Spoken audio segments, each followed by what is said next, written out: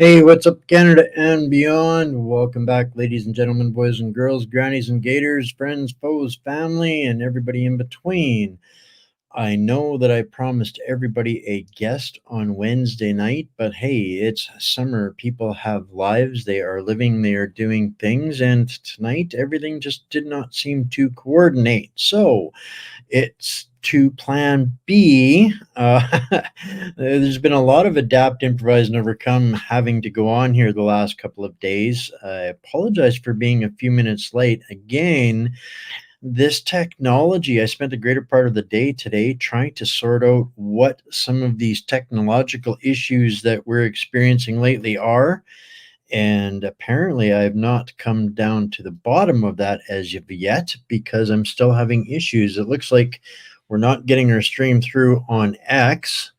Um, barely was able to get on where we are streaming to. So hopefully it's okay on YouTube and Instagram and Rumble and Wimkin. It looks like everything's okay on these so far. So hey Mo, um, thanks for tuning in. So today is going to be kind of last minute. I was like, really, what am I going to do? I don't have. I mean, I've got thousands of stories and headlines to go through, but I didn't have the time to sort out and grab anything to put it into something that would make sense for everybody. But I wanted to. Oh, good. Not showing on my end. I think there's still issues on my end here. They've been absolutely barraging me with technical interruptions or inconveniences, shall we say. Yeah, so that we'll talk about another day. And it did reach a new milestone on Facebook today. They banned me from sharing Substack links now on my private Facebook page. So that's always, take that as a badge of honor. I must be over the target. So just to make sure that everybody that might see this gets an opportunity to find out what they don't want me sharing on Facebook. It's right down there. Make sure you get all of the extras. The last couple of days been really dropping a lot of inconvenient information, shall we say, about the establishment and the cronyism, corruption. It's the dam is bursting at every seam almost, and right now with all of the media verse being all consumed with the latest events in the United States. I'm trying to diligently find other things that they don't want us seeing. So there's lots that we've been dropping that they won't be making the news cycles, and people really should know. It will help them understand some of the depths. I mean, connecting so many dots the last little while, it's almost like taking candy from a baby. These guys are getting so careless, so brazen, so stupid. Let's let's see if I can find something here real quick for you guys that I think everybody should be aware of as well. I just saw it. I rolled right by it and didn't stop in time. Where'd you go? Where'd you go? There it is. Mr. Trudeau making a massive announcement today, and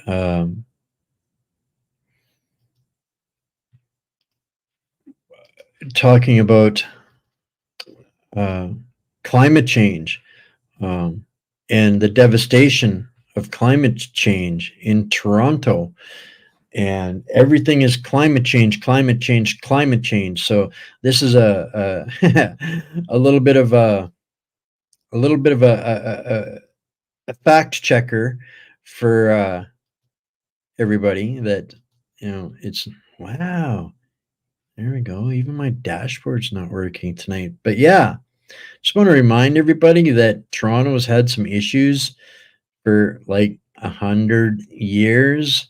So it's probably more likely, um, endless years, decades perhaps, of skimming more off the top than they were actually investing in infrastructure.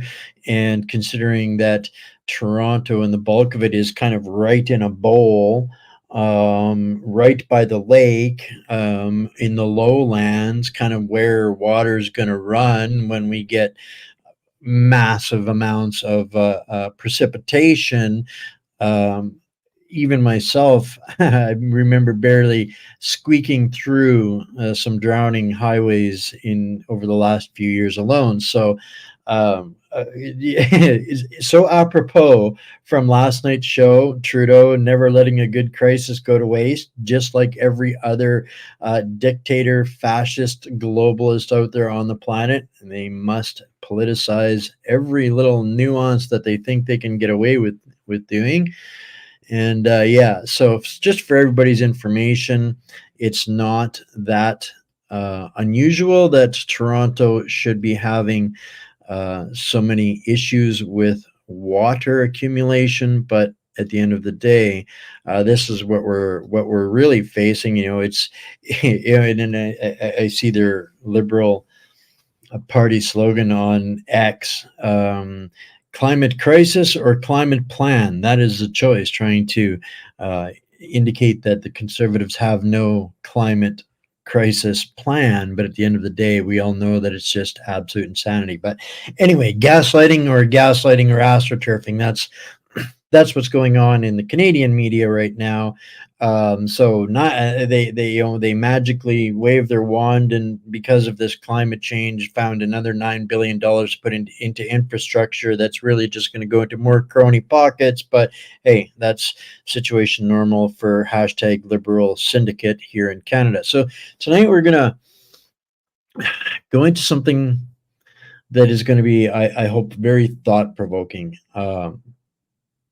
Probably disturbing with acceptance, with understanding. It may be disturbing, but at the same time, I hope it really makes people think and opens up, the understanding. When I talk about, and I say this term so often, the WEF, Fourth Reich, and I'm actually going to put that into the chat as I use it, and it'll make more sense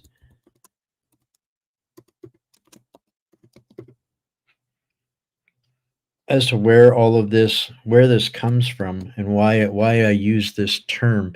It's not something I magically dreamt up. This is the best way to describe what we are undergoing as a transformation to the Fourth Reich as an economic means of control the whole planet. People say we're fighting communism, communism, communism. And this kind of so this show here tonight is kind of addressing something that James Lindsay stated on X today. And yeah, it's crazy. I'm seeing here somebody's art being saying they can only get me on X between between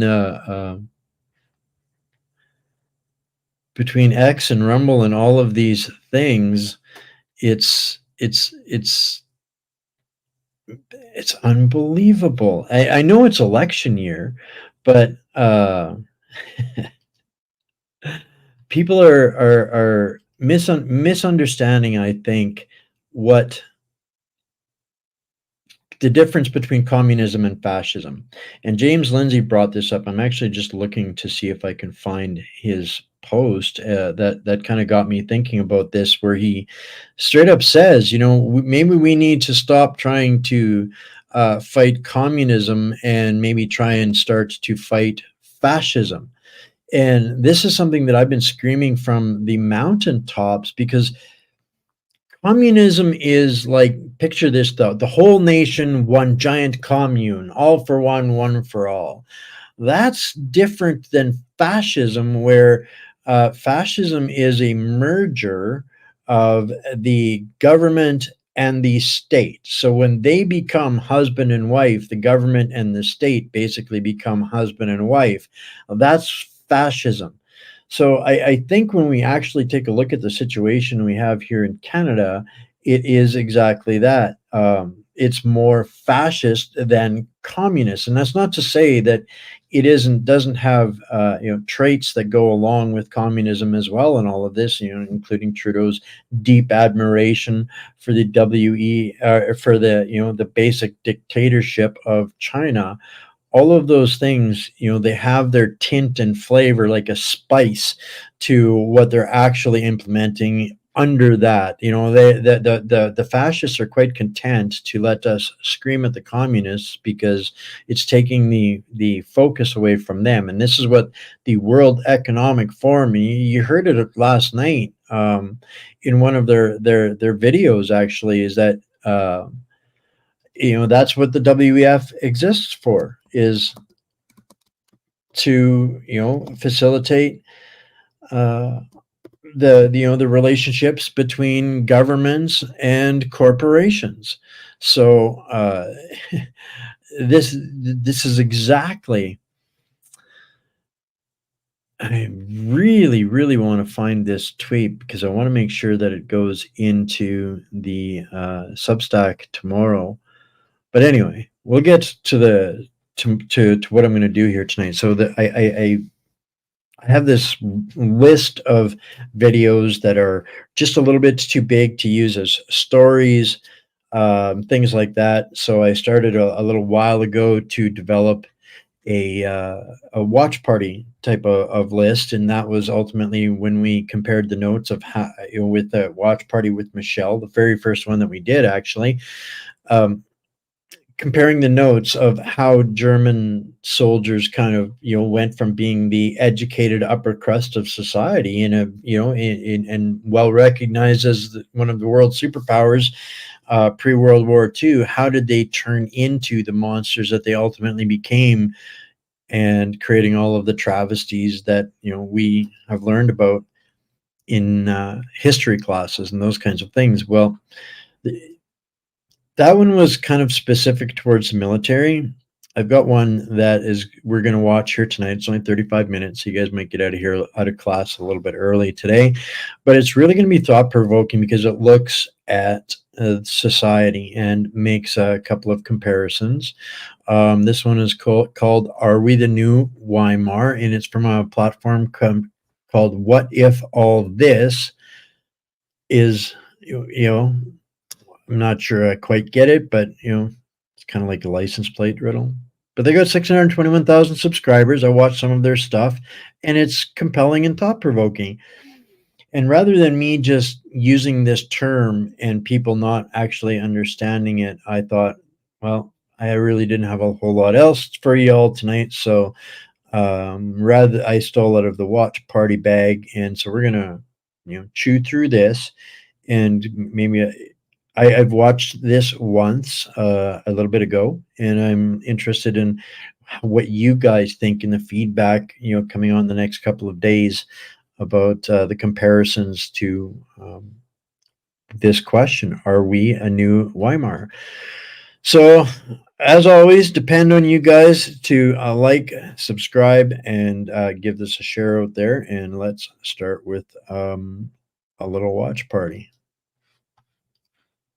Most popular results as videos. The most popular result was this video, or what the parallels between our society and the Weimar Republic are. The second one was a video on how propaganda works, but I want to read a few books on that topic before I make it. The Weimar Republic was a period of German history between 1919 and 1933, or after the loss in World War I and before the rise of the Nazis to power. It's a strange period of history, nothing like the time period before or after, in which Germany was run by one form of conservative militarism followed by another variety. And the time period in between was some bizarre psychedelic trip that barely makes sense. On the other hand, though, it totally makes sense. Weimar seems out of place for the era of history it was occurring in, given the Western world in the early 20th century has a reputation for being prude, upright, and sterile. Meanwhile, the Weimar period is this bizarre liberty and sexual world. It's something which seems seems much more out of our era of history. Let's look into why this happened. In a lot of ways, Weimar seems like a prologue to the degeneracies of our era, a sort of warning that wasn't heeded. I frankly hadn't thought that much about the Weimar before this poll wanted me to make a video about it, but now that I've done the research, I see that there are lots of fascinating threads to pull on. This is a time period in which a lot was happening, and which surprisingly influenced our world more than I think a lot of folks would realize. Let's get into the Weimar.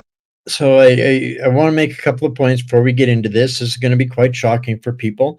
I suspect we all know that history is written by the victors, and I'm so delighted that at the beginning of this, that what he came out of this after doing this research for this project was very different than what he expected going into researching this project. And I think that is kind of part and parcel of the path that a lot of folks are going to take if they get exposed to this understanding that, as much as we were taught, about the evil, why and how did it get there? That is the trajectory that scares me so, so deeply about what I see, because I know and understand this. I didn't just, do research on this over the last couple of weeks, kind of thing on this subject. I've been studying this my entire adult life and then some. So I had a deeper understanding than what I was able to adequately articulate a lot of times. So this is an opportunity to listen to a better, concise version than my babbling self. So he's going to get into it. Hold on to your hats, buckle up. It's going to be a roller coaster, folks. Republic.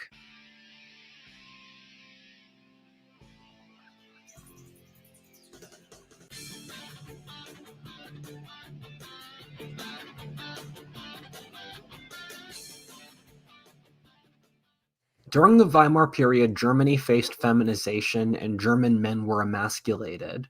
This feeling can be found in our world today. Testosterone levels have been declining for decades. Sperm count and strength in men are also decreasing exponentially, with a 1/3 decrease in mean sperm count over the last 50 years. Researchers call these changes alarming from an evolutionary point of view. But there's hope. Black Forest Turkestrone with Tonkat Ali limited edition supplement has been dubbed the feminization killer since it combines two. Part 1, Weimar Germany. There are certain eras of history that shouldn't happen. However, due to weird combinations of events that no one expected, they end up occurring. The Weimar is one of them. Due to bizarre, which is a word I keep using to describe this time period for a reason, factors, a social group which would never otherwise take over society became dominant in German culture for over a decade. To start the story, Germany is a large pluralistic country. I think it's easy for Americans to forget how diverse European countries can be. In that a nation like Germany 100 years ago was filled with loads of different regional cultures, dialects, political and interest groups, all jostling together. Germany was also the largest economy in Europe and the most advanced society in the world artistically, culturally, philosophically, or scientifically. This means that the Germany of this era had immense internal contrasts, much like America today. Carol Quigley, in his book Tragedy and Hope,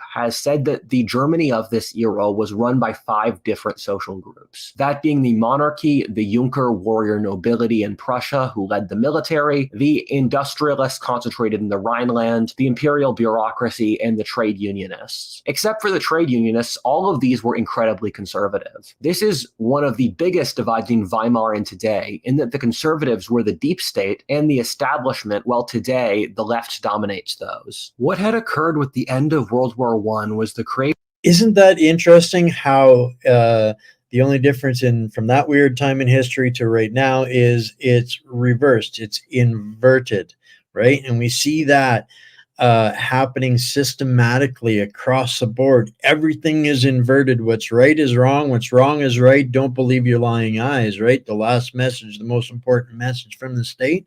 Don't believe your lying eyes. Pretty parallel to me.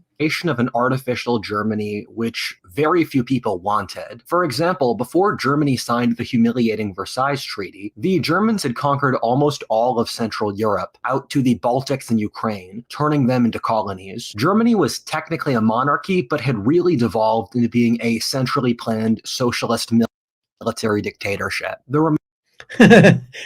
We used to be kind of essentially a colony of a monarchy that has devolved into, besides a swamp. Uh, yeah, we definitely have not become a military superpower unless Trudeau. Well, Trudeau, Trudeau sees himself that way as a military superpower, and they want to build shells for Ukraine now. So that'll boost their self inflatulation. Remaining allied countries at the Treaty of Versailles, or really Britain and France, since America was out to lunch at the time, crafted this incredibly humiliating treaty, which removed Germany's colonial empire, saddled them with an obscene amount of debt, cut down their military to an absolutely pathetic size, among half a dozen other things. The thing the Germans felt most resentful of was that the Allies had forced the Germans to sign that they were guilty for starting the war. Since the Germans had always felt like World War I was forced on them to protect themselves as they were surrounded on all sides, this was especially stinging to their sense of honor. I'm just going to back that up here and read that for everyone. In the modern world, where it's not okay just to be Genghis Khan and rape and pillage because you want to, everyone for the last few centuries structures wars of aggression as defensive, finding a way to turn themselves into the victim to warrant it. This happens even under ridiculous circumstances, like the Germans in World War II blaming international Jewry, the Japanese blaming European colonialism, the Taliban or Iran blames Jewry and America, the South blamed Northern aggression, the Europeans colonized Africa so other Europeans wouldn't. No one will admit to having bad motives, which they used to in the ancient world. Assyria made stele of torturing their enemies to death. So they were pretty open about it. Whereas nowadays it's all about how do I make myself the victim so I can justify the war. Them to protect themselves as they were surrounded on all sides, this was especially stinging to their sense of honor. The problem with the Versailles Treaty was that it was harsh enough to be humiliating and build up resentment, but it wasn't hard enough to incapacitate Germany. Germany wasn't divided up as a country or militarily occupied. On the other hand, it wasn't like the end of the Napoleonic Wars either, in which the Congress of Vienna was very careful to not hurt France's pride, thus making it resentful and causing more wars. I mean, an issue here is that Germany is so big and its people so vigorous, brave, and intelligent that the British and the French had no real way to enforce humiliation upon them for a long period. However, in a prime example of cringe Westoid social engineering, the Allies replaced Germany's monarchy with this vague liberal democracy. This is comparable to America trying to establish democracy in Iraq or Afghanistan. The issue is that most Germans didn't really want Germany to be a democracy. There were a pretty small group of classical liberals who are concentrated in the Rhineland, while most I'm going to read this for the folks out there that are watching it on a little screen. America basically killed German classical liberalism. Germany had a strong classical liberal movement, which erupted in the 1848 revolution. However, Germany exported a truly vast amount of people to America. These were German classic liberals moving to liberal America. At the same time, Bismarck neutered German liberalism either by co-opting nationalism, which was intertwined with liberalism, and by creating good conditions for workers, thus removing that resentment among workers. Most Germans were either old stock conservatives who ran Germany's deep state or Marxists who wanted the revolution. That being said, you had this awkward situation in which the So there's that inversion. They called them liberals and got rid of them, sent them to America, basically because they were conservatives, by what we call conservatives now. No wonder they keep the entire world confused and blindfolded as to what they really are. That is the underlying the number one point that needs to be driven home out of this little watch party. German monarchist and nationalist establishment was forced to maintain a government which they hated due to foreign intervention. Right after World War I, Germany had a series of small internal civil wars between rightists and leftists since no one respected the new government. There were the Spartacist communist revolts in Berlin, who were crushed by the reactionary Freikorps. A lot of you probably know how Hitler launched a coup in 1923 with an attempt to take over the government, while using World War I General Ludendorff as a prop. The really insane thing is that Hitler only got a little bit more than a year in jail due to the German deep state being so insanely conservative biased. On top of this, the judges who gave Hitler sentence empathized with Hitler since they hated the regime too, and they wanted a nationalist like Hitler to win. It's similar to how the Antifa types get really light sentences today from the leftist deep state. I think a lot of the American left projects the social structure of Weimar Germany onto our modern society. This is kind of an important point to catch because Antifa is a far deeper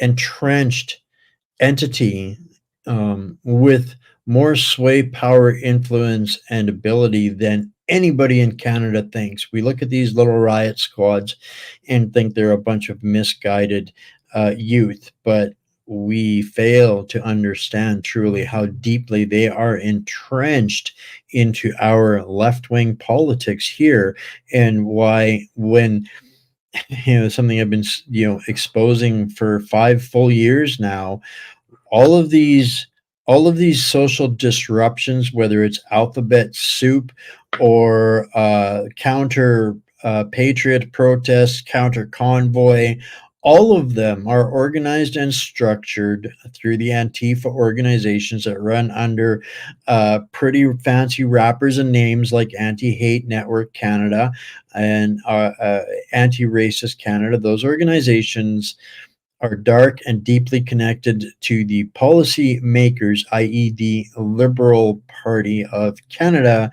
up to the enforcement agencies. So they literally are exactly all of this darkness, and why they don't get charged when they're trying to derail trains and burn down stuff.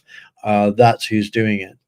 Since our current ruling class has Nazi derangement syndrome. Thus, they obsessed over the historic conditions which existed in the Weimar period, which ended up creating the Nazis, even though they bear basically no relation to life today. This is a theme that we're going to see repeated again and again in this video. As a general rule, everything the left complains about in modern America was true of Weimar Germany. It actually was a racist, hierarchical, nationalistic, patriarchal society with a conservative deep state bias against the left. The Weimar government was dominated by these moderate left-wing types who were ineffective at governing the nation. They also couldn't accomplish much due to either being blackballed by the more radical left, who were Marxist revolutionaries, or the conservative establishment. A disproportionate amount of them were Jewish, which was part of the origin of Hitler's anti-Semitism. The Weimar period has this strange waiting room kind of feel to it. Like everyone involved knew that it wasn't what Germany was supposed to be, but no one had a better idea. An interesting fact is that Weimar Germany was the most legally free country in the world in that time period. It had total suffrage across social classes and even among women. It was a democracy with freedom of speech, religion, and other things. The reality, though, was that the ruling class were authoritarians who viewed this all with contempt. Possibly the biggest issue Weimar Germany ran into was financial problems. The reparations the Allies demanded from them were insane. The logical conclusion to all of this was to insanely artificially print money and create inflation so as to lower the value of the currency so as to pay off the debt with a depreciated, cheaper currency. This is not a bad choice, but it does come with some very dark consequences.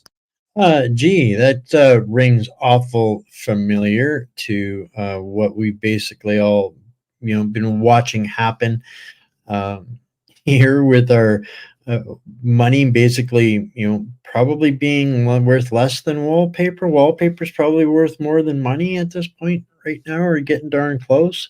Um, Yeah. Part of me feels bad for saying Weimar was poorly governed, since it was definitely more better governed than most countries in the world today, and the leadership was dealt such a really bad hand by circumstance. The Germans were by nature a very serious and responsible people, the kind who kept large personal savings. The inflation completely wiped out those savings. The German middle class, one of the largest and most prosperous in the world, was effectively wiped out overnight. You can hear about something like this happening in abstract, but it's hard to convey what it was actually like to live through this time. People were legitimately starving in Germany. A great story which shows it is that there was a family which was stockpiling potatoes to survive, but they had to rent out an extra room for cash. The way they dealt with this was by filling the entire room with potatoes, except a path from the bed the person would sleep on to the door. Prostitution became ubiquitous as there were lots of women with nothing to offer except their bodies. The inflation under Weimar was absolutely insane and exists with very few parallels in history. You'll hear crazy anecdotes like that family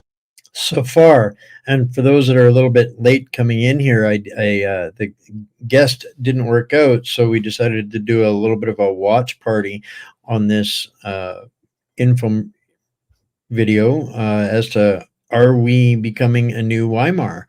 And it's startling watching history basically repeating right here in Canada before our very eyes right now. families would use money as wallpaper, given the money was so worthless that it was cheaper than the paper itself. Alternately, that someone would order a beer at a restaurant for 5,000 marks, and then the next beer they ordered that night was 7,000. People had to resort to barter and very primitive economic measures. Germans were completely desperate for money, and it was said that you could sleep with an entire family in exchange for $1 American.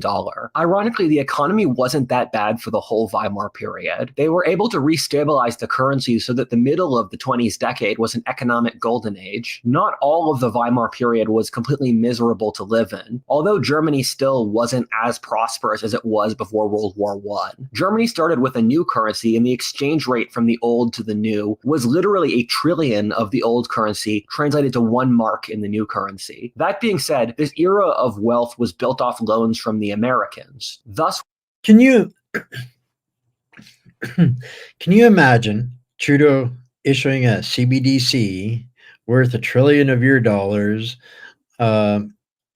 or you keep your $1 trillion and turn it into wallpaper? when the American stock market failed in 1929, causing the Great Depression, Germany was one of the countries which was hit the hardest. The brief period that was okay in the Weimar was biased towards city inhabitants, who were, not coincidentally, the kinds of people who were most likely to support the moderate leftists in charge. The rural areas and small business owners were really hit hard by the economic, tax, and regulatory system. These two demographics rebelled by supporting Hitler, who used the new Great Depression to rise to power in 1933. We'll get into Wow. That kind of sends chills up my spine. The liberals were so bad that everybody desperately voted for Hitler. why Hitler was so popular and what he symbolized later in this video. But beforehand, let's look at what about the socioeconomic conditions created by the famed social degeneracy of the Weimar period were like. Part 2, decadence. The kinds of people who dominated in the Weimar period were those who were impractical. The artists, degenerates, socialites, and libertines. This was since this was a time period where, due to large macro-social, political, and demographic forces, nothing could be accomplished anyway, which removed any levers through which the normies could hold the weirdos accountable, the social standards. One of the ideas which I have in my head is that humans are a lot closer to insanity than they realize. Normally, a few So basically, the weirdos took over everything and created so much bureaucracy that nothing could get done, and everybody partied and had a good time. bad historic Gee. events, and that happens. All of this happened to Germany. The thing is that once the economy doesn't work, your country is not allowed to have military aggression, and no one respects the ruling regime, is that you have no leverage you can hold against the weirdos. One of the biggest differences between our era and Weimar is that Weimar was an incredibly young society, while the modern West is aging. What happens when you have lots of bored young people with nothing to do is that they start fucking and partying. Another factor to keep in mind is that due to World War I, the gender imbalance between men and women was off because so many young men had died. This would thus create a leverage in which women had to put out more sexually to compete for men, which is effectively the opposite of our current dynamic in which women have sexual leverage over men. Keep in mind, alcohol and human bodies are very cheap, and thus, if there's nothing else to do, why not be a degenerate? The horrors of World War I, combined with the mass social instability caused by inflation, I think made Tell me, anybody, if you don't see exactly that happening, where the younger generations are being led into exactly that, normalizing debauchery, 100%. And it got so bad that and at that time, going to 23, 25 in that neighborhood, just the things that Hitler was saying were what the opposite. That was the conservative side of the fence, and I'm not defending Mustache Man in any capacity, but I want people to see how desperate people demand change when things get so terrible, that they'll take anything that seems strong enough to actually implement change. That's the frightening part. I know how desperate will people get? They will actually pick somebody like Mustache Man.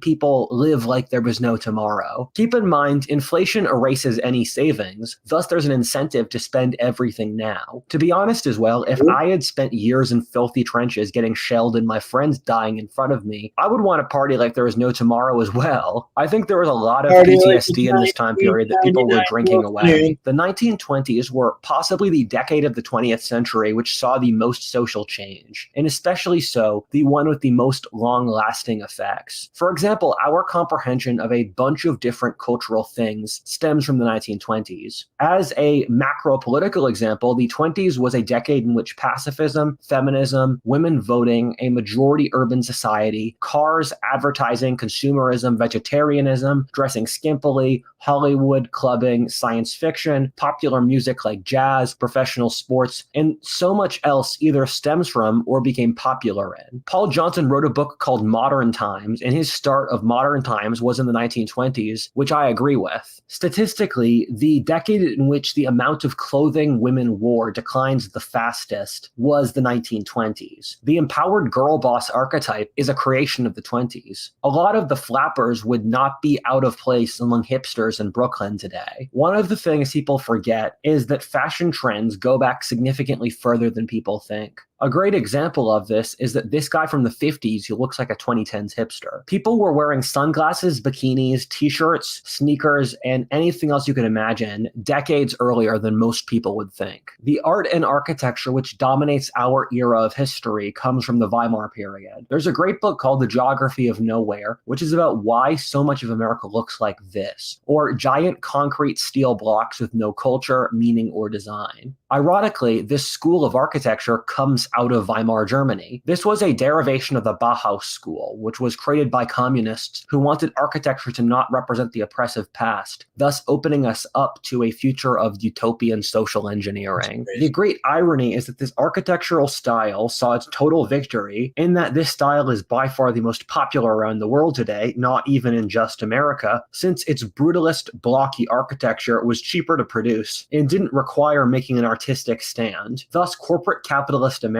took what were creations by these artistic German communists who were trying to be avant-garde and then turned it into these soulless, dead concrete blocks. A lot of modern art is from the Weimar period as well. Dada, or this nihilistic style of art which is meant to convey nothing, came out of Germans in this time period. German art of this era was a big proponent in pushing the disturbing, nihilistic, ugly, surreal, and disturbing trends that we see even in art today. You could make the argument that art today has not escaped the mold which was set by this time period on any level. If you watch music videos or modern art or things that art shows, even show, it's all very similar to the artistic mold set by Weimar. It still shocks me how crazy and dysfunctional Germany was in this time period, and yet how creative it was. Yet the far more wealthy and functional Germany of the second half of the 20th century was far less inventive. That being said, Germany in this time was still doing massive technological and intellectual advances. Germany in the 20s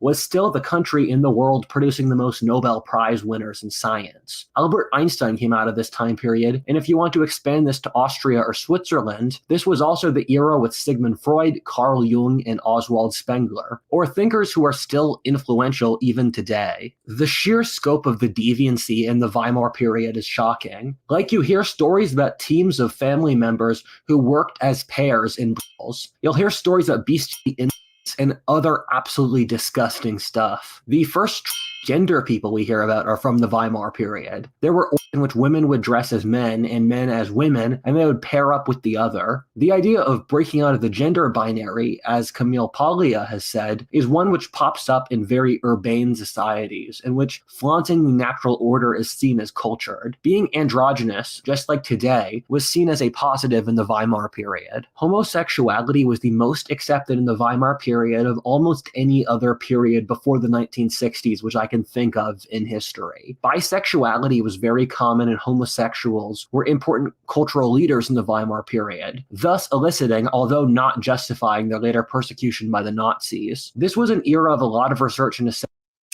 Pause there just a sec before I read that and touch on a couple of uh, things here. The whole playbook with the pandemic was to go back to the 30s where they had communist control.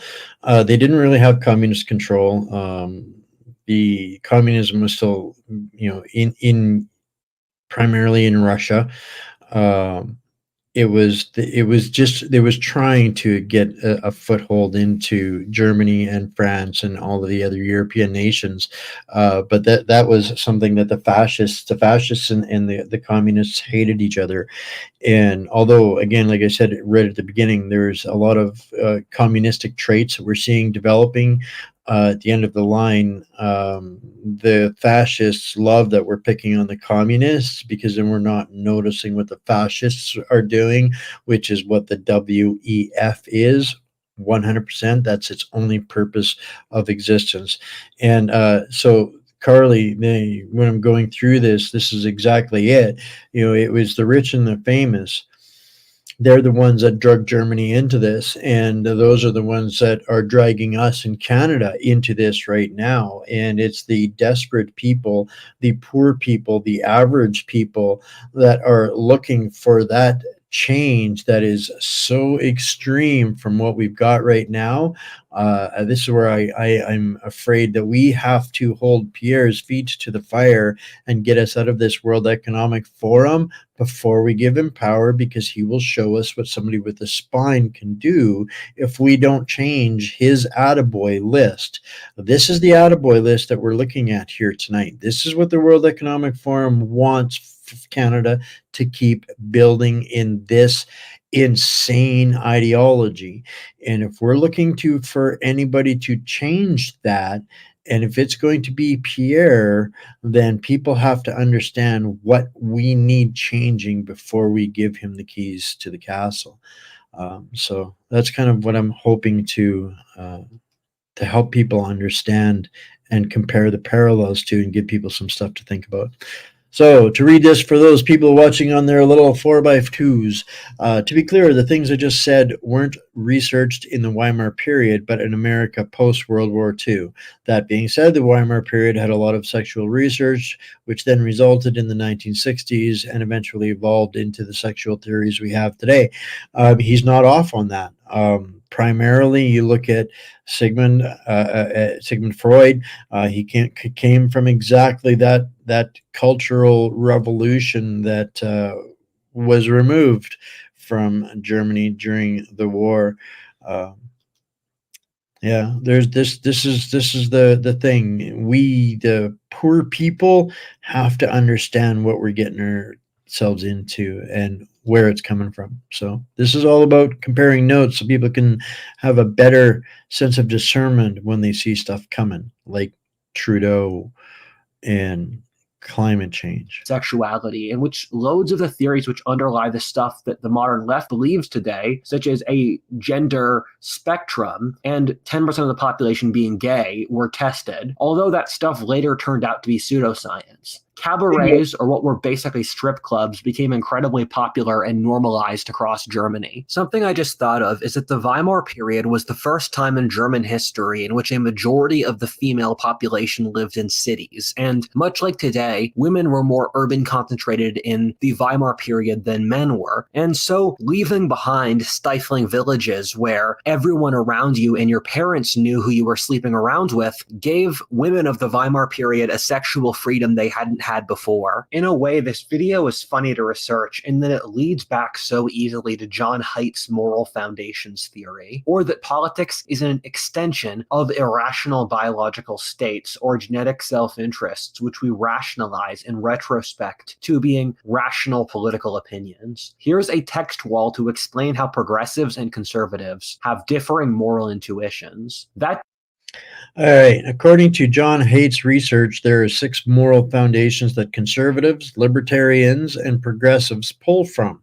Conservatives are equally balanced across all of them, thus pulling on loyalty, liberty, care, authority, purity, and fairness. Sounds pretty straight up to me. Leftists are obsessed with care and a little liberty. In the last 10 years, due to wokeness, the left moved from not caring about purity at all to being the people in the world most obsessed with it. Thus, the leftists and rightists talk about the world, they're rationalizing their moral foundations.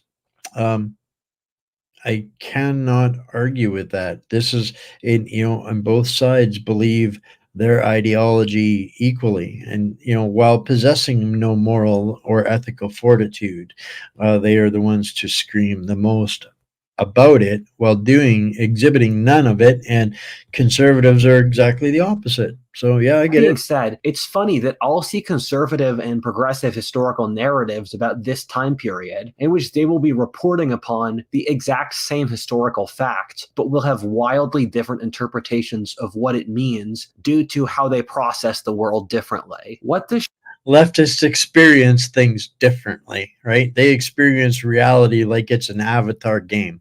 shows indirectly is the Weimar period is still part of roughly the same historic era today as was what was going on a century ago, or that the ramifications of the Weimar period are still comprehensible to life today in the way that, say, the Hundred Years' War isn't. I mean, the two sides which were fighting in the Weimar era, the right and the left, are the same factions as today, although they've changed a little bit. A big reason for this is that even on a sexual front is that we haven't resolved the philosophic or political issues that were boiling under Weimar, while at the same time the modern left is a creation of Weimar. The modern left, and frankly the paradigm of the entire West today, is fundamentally postmodern in that our society is ruled by the principles that reality is inherently subjective, that we will never know the truth, and that he who is in power controls what the truth is.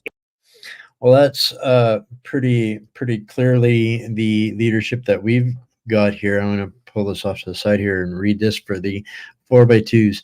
The irony is that if you tell most people in the West what their societies believe and the principles through which they run their societies, the response in most cases is that sounds like complete horse pucky.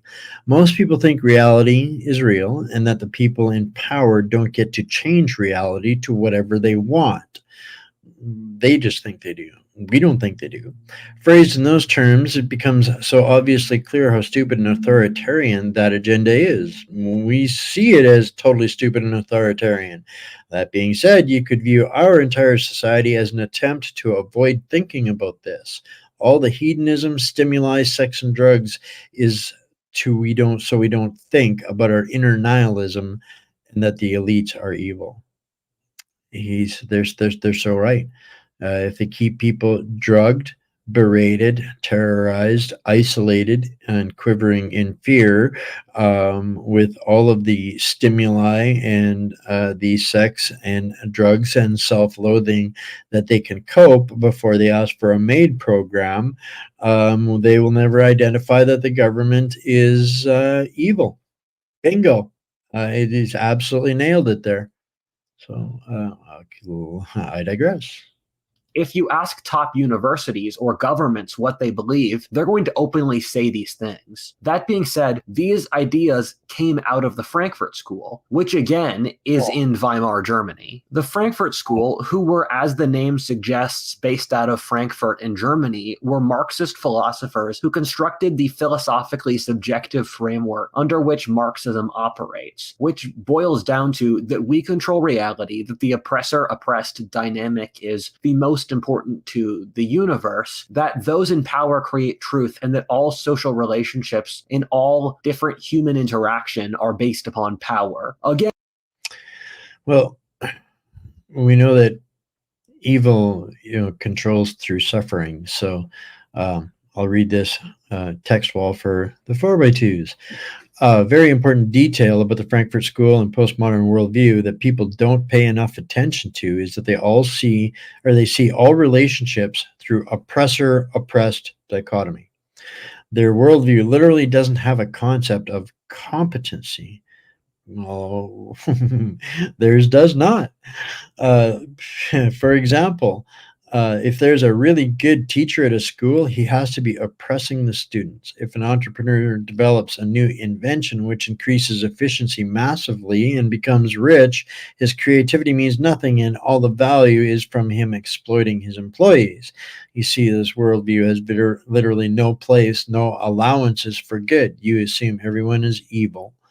They've almost got, I I understand. We all feel that way, and this is exactly what George Carlin was referring to. And this guy's kind of put it into more philosophical terms, but they've gotten us to the point where they train us this is the dominant to worldview of our society today, but was created by a pretty small sliver of society in a very strange context, that being German Jewish Marxist academics during the Weimar period. What happened with the rise of Hitler is that these German Jewish Marxists had to flee Germany for very obvious reasons. They came to America and became top professors at Ivy League universities. Them and their buddies gradually took over the Ivy Leagues, converting the professors in the university system to their ideology. As the assortative method for the ruling class in the period since World War II has been the universities, this has allowed the indoctrination of the future ruling class with Frankfurt School ideas, thus resulting in them taking over society. This sounds like a conspiracy theory, but all of this stuff literally happened, and we have very good records for it. This Oh, I gotta read that for the 4x2s out there. A detail people might tease out is that the creation of the modern leftist woke worldview was a three-step process. Step one was Frankfurt School, German thinkers during Weimar. Step two was French postmodern thinkers after World War II. After that, there was an American breakthrough around the 2000s, which created wokeness. Thus, the Weimar was the first step of this, but not the whole process.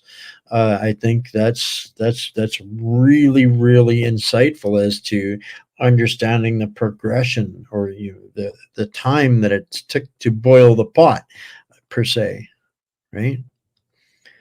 literally happened, and we have very good records for it. This leads to an important Uh, mo- Most of those scientists that he's referring to in here are from Frankfurt, Germany, not the USSR. The Some of the postmodernists that came to America, and some of the communists, yes, but he's helping us identify where the colleges and the universities basically got took over by the Frankfurt School of Psychopathy.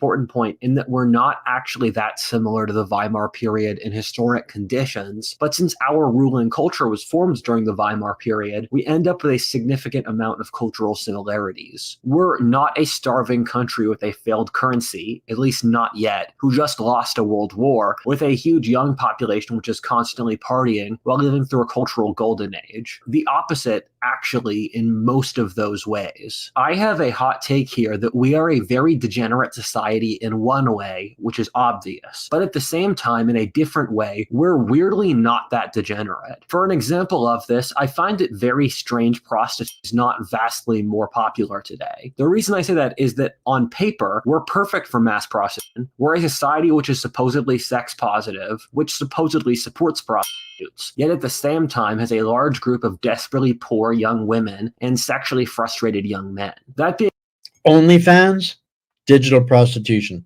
That's really all it is. Never mind the human trafficking in the porn industry and Hollywood and the Epsteins and all of those monsters. OnlyFans. It's all over Twitter. It's all over my Instagram. It's I don't follow any of this garbage, but it's there, like it's normal, right? So nobody actually believes in empowering sex workers. It's a luxury belief women throw around to remove competition.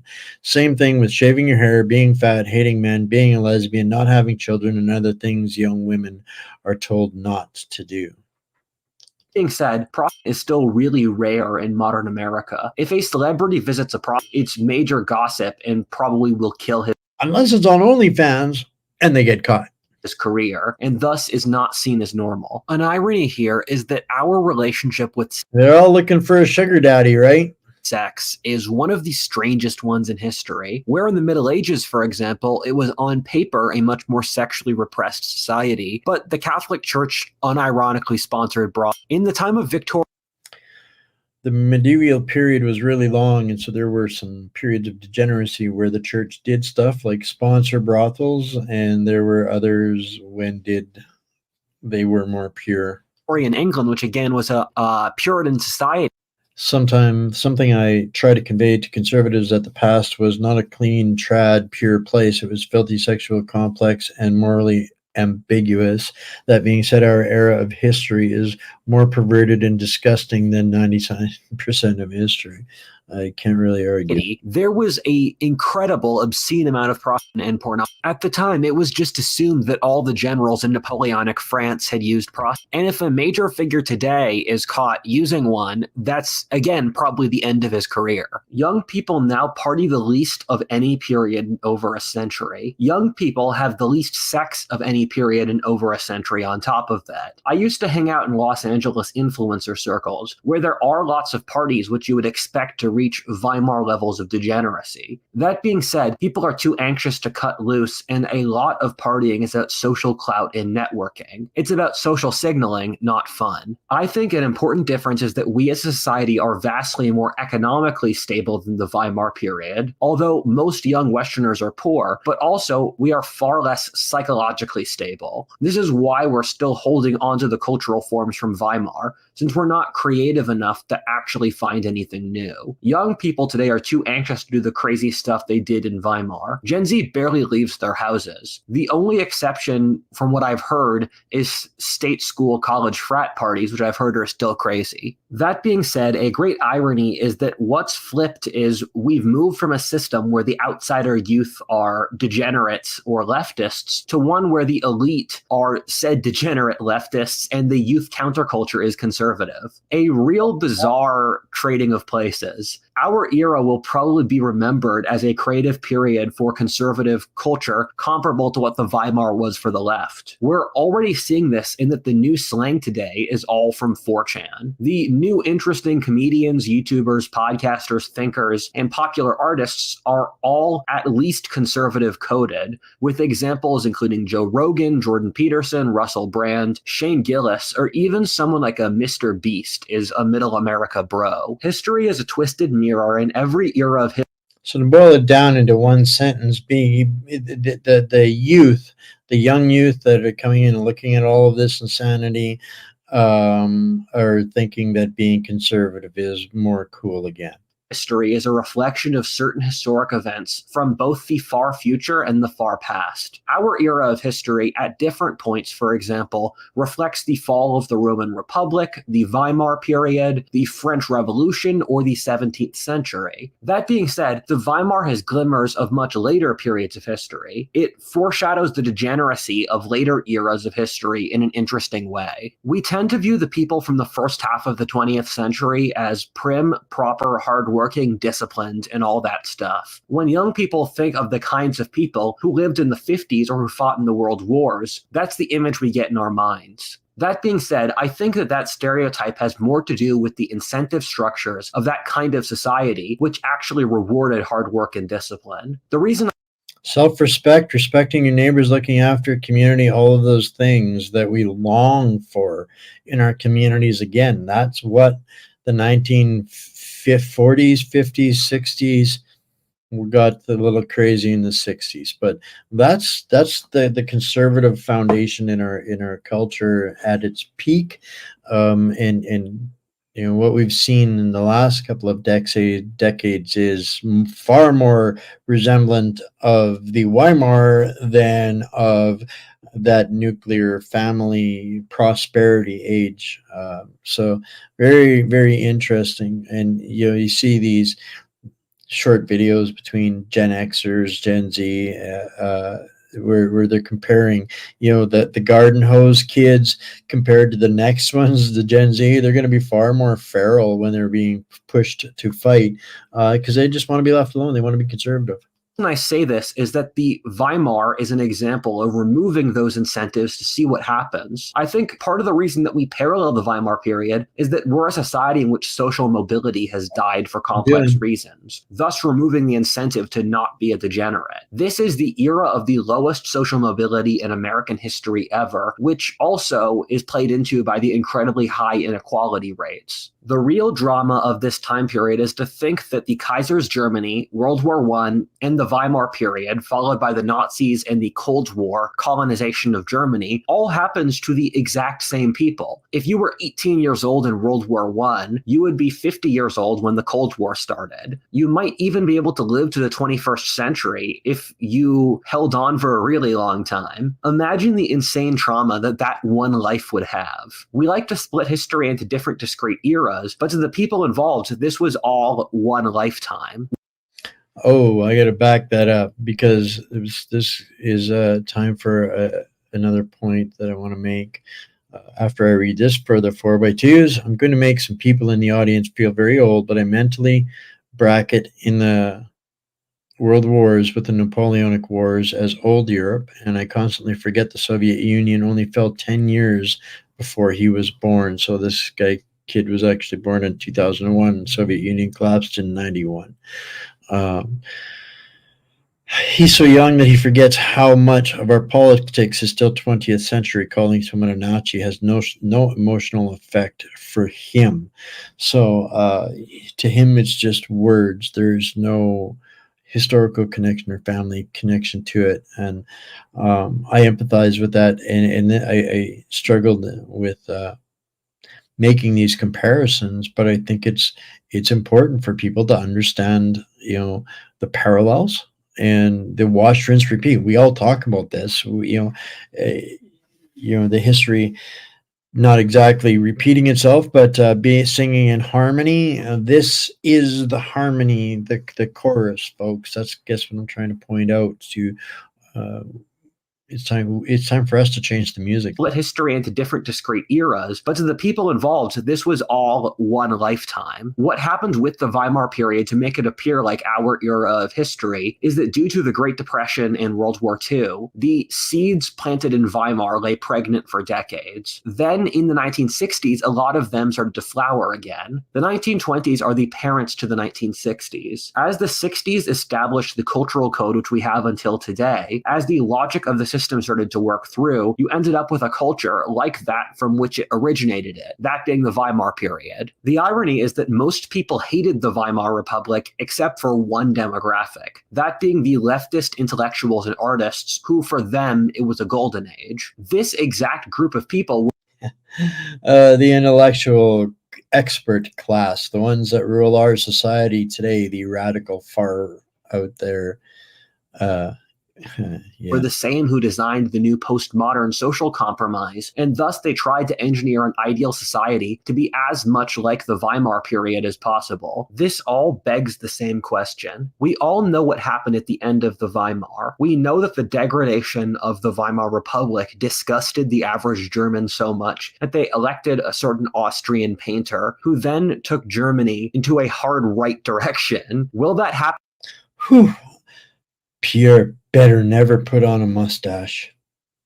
To us. Part 3, The Austrian Painter. I want to hammer home the point that it's the exact same people who are living through each of these phases in German history. This is one of the craziest things about the 20th century, and it's most evident in places like China or Russia, but even in Britain or America, the cultural changes of that century are so massive that it almost breaks your brain. Boys who fought in the American Civil War lived to see the atom bomb. I think having that much change that fast kind of broke our society's brain, but that's another point. I also don't think we have the tools to deal with the trauma of the world wars and industrialization, and thus we have psychological neuroses from that which manifest even today. That being said, and this isn't a video at the psychology of why Germans elected Hitler, although I am going to make that video soon, the Weimar period clearly established a situation in which Germans wanted the Nazis. It's fairly obvious that the social order of Weimar had far more losers than winners. This is one of the general facts about degeneracy, in which a small group of people have a lot of fun, and a large part of the population are vastly less happy with the breakdown of traditional social roles. One of the interesting things I've read from Amaury de Riencourt is that the most fervent supporters of the Nazi Party were young women. To be fair, the most fervent supporters of any dominant ideology will be young women, which is something George Orwell has written about. That being said, I think there is some sort of emotional story which happened to a lot of German young women. After being prostitutes during the Weimar period, they hyper-reacted when they grew older, overcompensating with the family and order-obsessed Nazis. Keep in mind, the economic and social losers from Nazi Germany were the He's describing so much of the problem and the reaction, the problem and the reaction, the problem and the reaction, over a period of a time frame. And this is, that harmony in the background of what we're going through. And I'm not suggesting that Pierre is going to grow a mustache and become that. Not suggesting that at all, but my concern is the policy that's been established by this far left Weimar, uh, you know, control or dictatorship or regime, whatever you want to call this liberal progressive new world order. They've got themselves tied into that, and it's going to take a complete decoupling of that Weimar policy uh, if Pierre isn't committed to that, we've got problems, whether he becomes mustache guy or not. countryside, and most Germans were ethnically rural, in that urbanization was a very recent process, and thus most Germans were still socially conservative.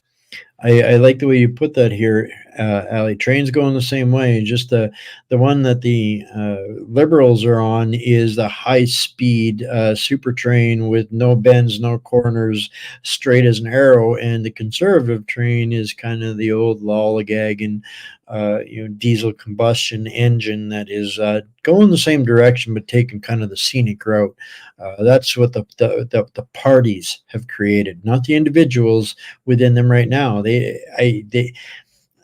all bear a certain amount of responsibility for the situation that we're in, but they also this year have the opportunity to fix it. But we are going to have to demand that we get on a different damn track altogether. More Germans than not viewed the Weimar period with complete disgust, while small isolated urban bubbles, which were still pretty small percentages of the city themselves, liked this age. What the Nazis were was an attempt to try World War I again. The irony is I think most Germans preferred the de facto social structure of Germany during World War I to the de jure legal condition. Germany was on paper a decentralized aristocratic monarchy with a parliament, total male suffrage, and a capitalist economic system. The actual reality was that Germany was a nationalistic military dictatorship in de facto union with Austria, in which all young men were in the military under a socialist command economy. For complex reasons I explain in this text, So Germans believed they were about to win World War I before losing, since they had created a giant colonial empire in the East that they had to give up. They had barely lost any battles in the West, but they had worn themselves out so much that once they started losing, they just gave up. The enemies never reached German land. German propaganda was so all-encompassing that for people living in Germany, they never knew they were losing battles. It just felt like the authorities gave up. Also, the military was so powerful that the German social structure so powerful in the German social structure that they couldn't admit loss, thus pushing responsibility onto someone else. We see an awful lot of that going on here as well.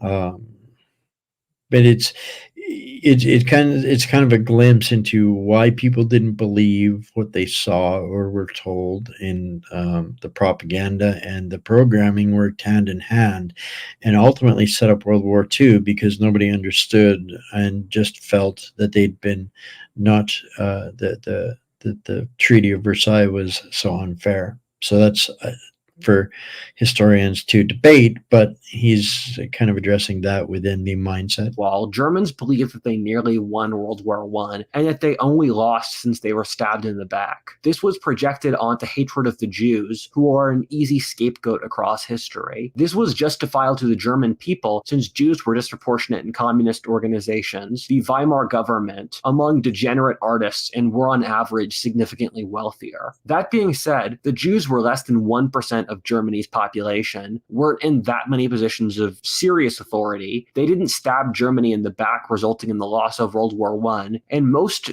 German Jews were very patriotic and served Germany faithfully. Germany's Jews were highly assimilated into German culture. Hitler gave the Germans the second shot they thought they deserved with World War I. The Germans fought heroically, but they still lost. We all know the story. The Germans destroyed their honor as a nation and are still trying to recover their national identity from the horrors of the atrocities they committed. With all of this, we see the Germans trying to wash out the shame of Weimar by going as far as possible in the other direction. The story of Weimar and the following Nazis is fundamentally the story of the lack of wisdom and the rationalizing of emotions. What religion at its best does is to teach us the cognitive biases implicit in our own minds so that we can gain self-awareness and are thus capable of not sliding into the natural flaws of our characters. The Germans were not self-aware. They first rationalized degeneracy and then in reaction to it rationalized genocide. They've continued the pattern and have since rationalized suicidal, nihilistic self-loathing as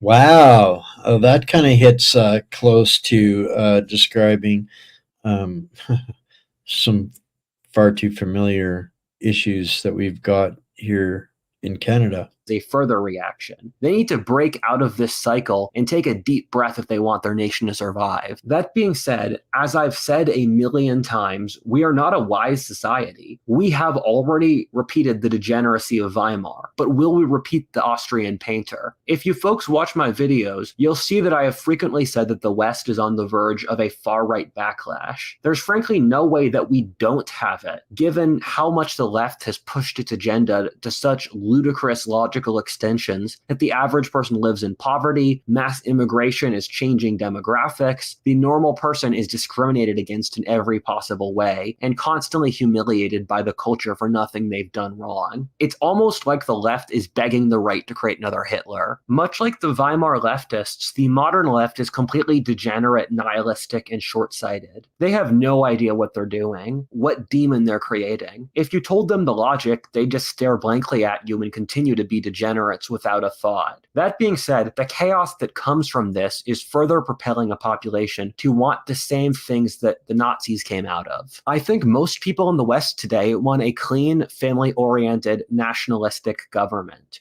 More and more white people want an explicitly ethno-nationalist government which pushes their ethnic self-interests. Eugenics is becoming more popular, partly due to the opportunities with genetic engineering. The irony is that none of this was true 10 years ago, but the Weimar-descended left is so obnoxious that in an effort to keep people from becoming Nazis, they ended up making them anyway. With all this said and done, the future is still the future. We have the ability to gain self-awareness so that this backlash doesn't just keep this negative cycle going. Going from one extreme to another helps no one.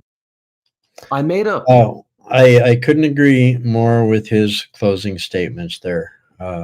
Wow, very, very, very thoughtful young man.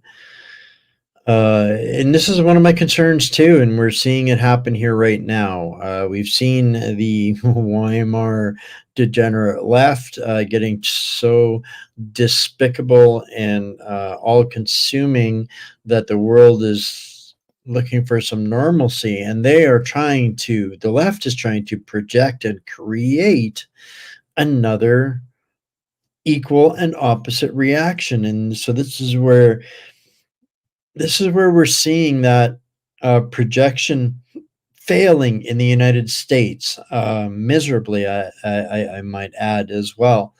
I don't think that Mr. Trump could be the mustache guy, regardless how much they want to project him to be so. But we are seeing an extreme reaction and equalization from the far left now to the far right, and it is happening fast.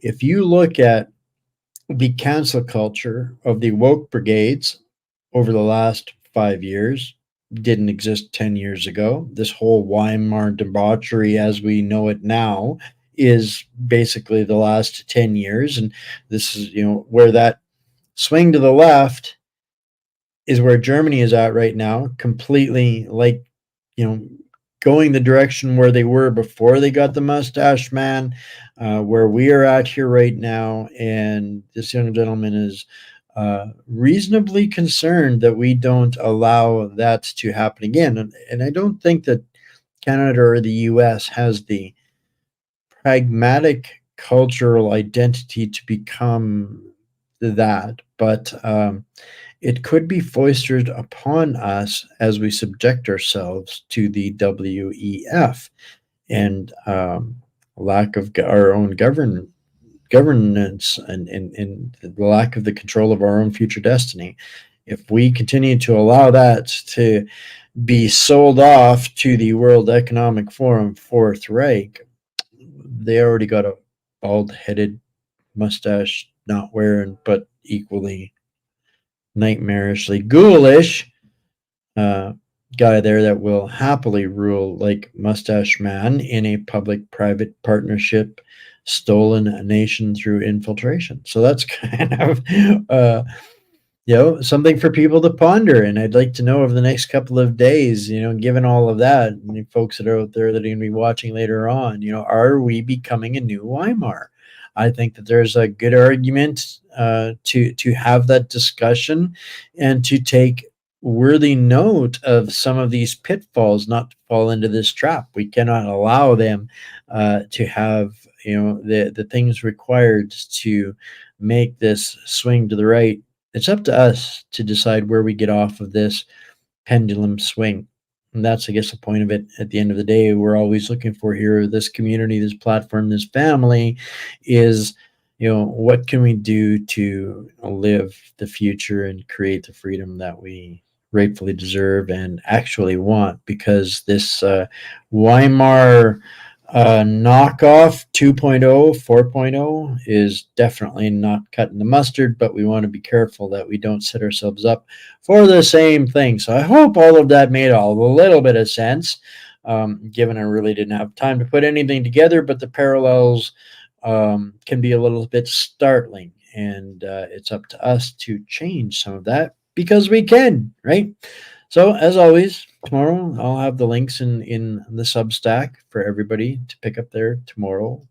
thank you for spending an hour and 20 hanging out with us. Make sure you give us a thumbs up and double check your subscription. Smash that bell, give us a share, and support your favorite local journalist. If this is your favorite local journalist, this is how you can help with the donation at whatsupcanada.org, or you can buy me a coffee. You'll find links to that in the Substack as well tomorrow. And if you want to connect with me for, I haven't set a time yet for Sunday, but I'm going to be kind of doing an informal one-on-one on why I am partnered up with some of the partners that I am, the only ones that I'm partnered up with, and there is for incredibly good reason. But if you want a link to that, send me an email at contact@whatsupcanada.org. Tomorrow we'll be back to the swamp and clown world. Lots to talk about that's not in the mainstream media. I guess it's kind of, freewheeling for if you're not covering the Trump and the RNC. There's all there's nothing, there's nobody in your way, nobody's covering it. Everything we do is exclusive these days now, I guess, because everybody else is covering that and we're looking the other way. So I love you guys all. Stay mighty, stay strong, my fellow patriots and hostages, and let's not do hashtag WEF 4.0. And we'll see you tomorrow. Bye for now.